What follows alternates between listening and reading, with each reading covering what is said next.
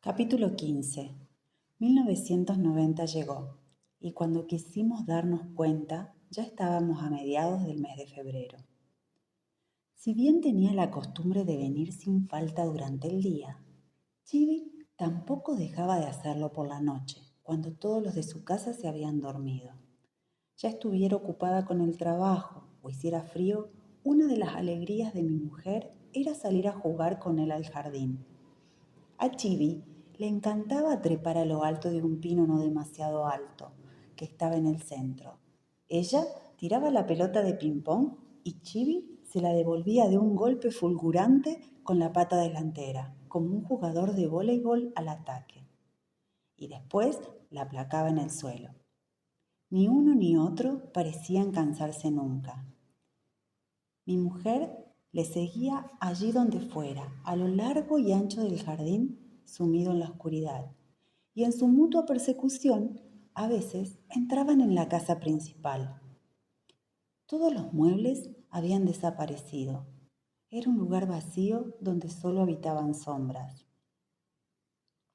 A un lado del toconoma del salón había un ventanuco que permitía el paso de la luz a modo de soji. A través de las finas láminas de papel arroz se filtraba el tenue reflejo de la luna. Chibi se tumbaba con el vientre aplastado sobre el alféizar, dispuesto a saltar en cualquier momento, agazapado a la espera de que mi mujer botase una vez más la pelota para devolvérsela con un gesto vivo. No dejaba de preguntarme si su juego tendría fin. Al margen de las luces de nuestra casa y de la lámpara de la entrada de la casa principal, que se quedaba toda la noche encendida para desanimar posibles ladrones, el reflejo de la luna apenas alcanzaba a dibujar los contornos. En la penumbra de la casa, la diminuta pelota blanca rebotaba con golpes secos y el pequeño ser vivo que la perseguía, bañado por un claro lechoso, se metamorfoseaba en una perla nacarada. El día despuntaba y Chibi continuaba con sus juegos en el jardín, la espalda salpicada de los pétalos de flores de ciruelo, en persecución de un tábano, olisqueando un lagarto. Aquel lugar representaba para él la vida y el caos. La repentina escalada de un árbol se producía con el mismo fulgor que el estallido de un rayo. Normalmente, los rayos describen un zigzag en el cielo en el sentido descendente, pero en este caso sucedía lo contrario. Impulsado por una descarga eléctrica de origen desconocido, Chibi se abalanzaba hasta la copa de un árbol de caqui y en su cuaderno mi mujer anotaba, como la punta de un relámpago, para añadir un poco más adelante, como si quisiera provocar que se desate el trueno. Sí, tenía razón. Esa era exactamente la impresión que producía. Sus palabras me recordaban el pasaje de Nihon Shoki, en el que se describe al dios de la caza. Al pie de un árbol junto al pozo, delante del pórtico, hay un hermoso visitante. Nadie duda de que no pertenece al común de los mortales. Si viniera del cielo, su rostro sería celeste. El que llega de la tierra debería tener la cara labrada en barro. ¿Era tal su belleza? ¿Será el que llaman Sorachiuko? En lo alto de la copa del caqui, la silueta del gato dispuesto a afrontar al instante decisivo que venía después, con todos sus nervios alertas, ante el mínimo rolar del viento, era la viva imagen de quien entre el cielo y la tierra se dispone a balanzarse sobre un hueco imaginario. Sabía que los gatos únicamente abren su corazón a sus dueños, solo a ellos le muestran su verdadero esplendor. Como matrimonio, no habíamos llegado realmente a comprender lo que significaba tener un gato, pero al menos disfrutábamos de la ambigüedad de la situación, por mucho que nos pudiéramos reclamar el derecho a los mimos de Chibi. Por esa misma razón, en cambio, desplegaba con nosotros toda su inocente naturalidad, sin falsas adulaciones, faceta que ni siquiera conocían sus dueños. Sin profundizar mucho en el razonamiento, pensé que ese era precisamente el origen de su misterio. Esa actitud más relevante y definitoria empezó a ser para nosotros lo que dimos a llamar en la captura del destello. La captura del destello es también el título de una serie de litografías en color a base de cera realizadas por un artista que comenzó su carrera como grabador. Recientemente me habían invitado a participar con él en una entrevista con motivo de la inauguración de una retrospectiva suya en el Museo de Osaki, compuesta en su mayor parte de hermosos grabados. ¿Qué significa para él la captura del destello? Su trabajo con el color a tal fin consistía, como tuve ocasión de explicar, en captar y atrapar un espacio en el que los colores no dejaran de moverse hasta transformarse en imágenes nacidas de materia inerte del mismo aire. Generalmente, admitimos que los pintores se apropian de los colores y de las formas de la naturaleza para fijarlos sobre el lienzo, pero este artista tendía a hacerlo sin disociarlos de ella, en un movimiento natural, sin tratar de fijarlos, ya que precisamente solo pueden existir con la materia y con el aire. En ese sentido, se le podía nombrar digno heredero de la escuela iniciada por Leonardo da Vinci. Recuerdo un detalle de la entrevista. Se produjo una divergencia relacionada con las distintas lecturas de los ideogramas de Inazumatori o Inazumadori, que se escriben igual.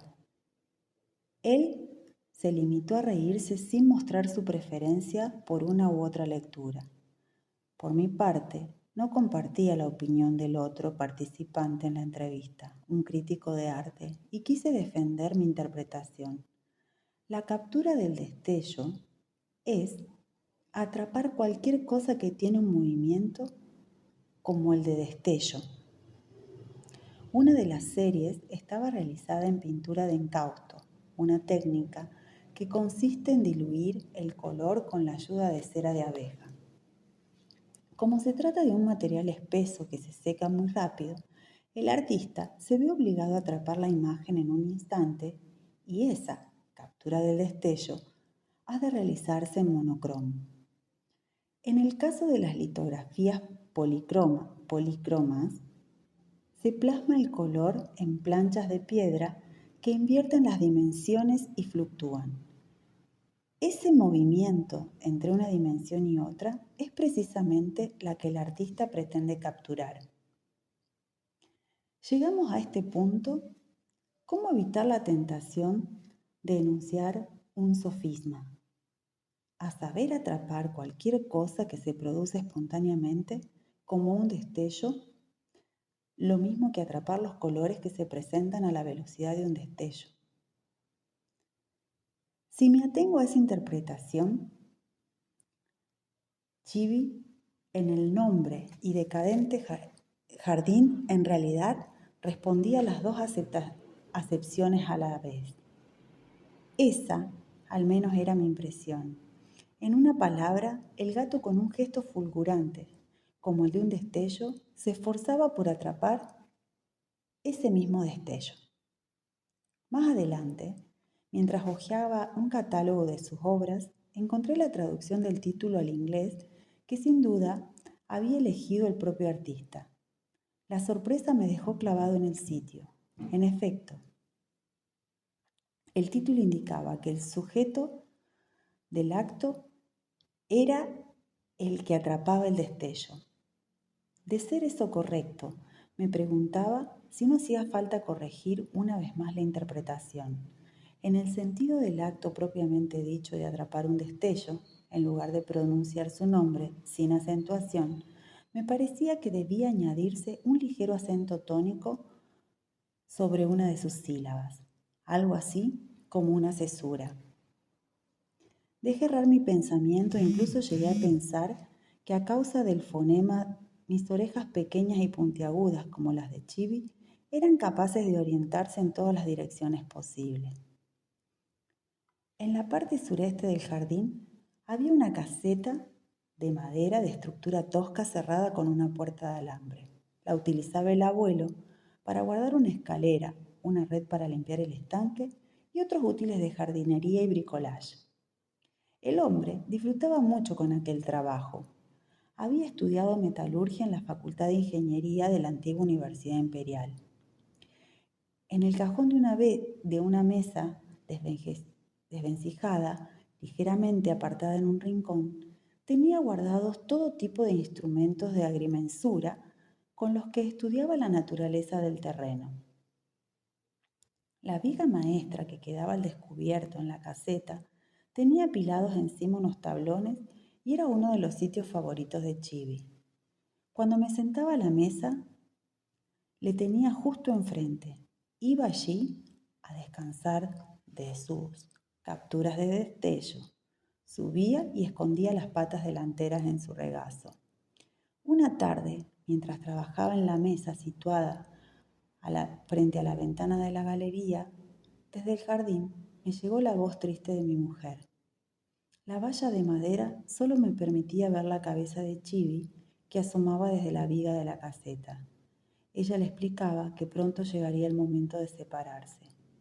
¿Lo entiendes o no lo entiendes? Chibi no se inmutó. En su cara impasible solo se apreciaba interés por la astronomía, por el mundo vegetal y animal, una absoluta indiferencia por los asuntos humanos. Sus orejas puntiagudas parecían prestar atención solo al rumor de una corriente uniforme que penetraba por intersticios vedados a nuestra vista.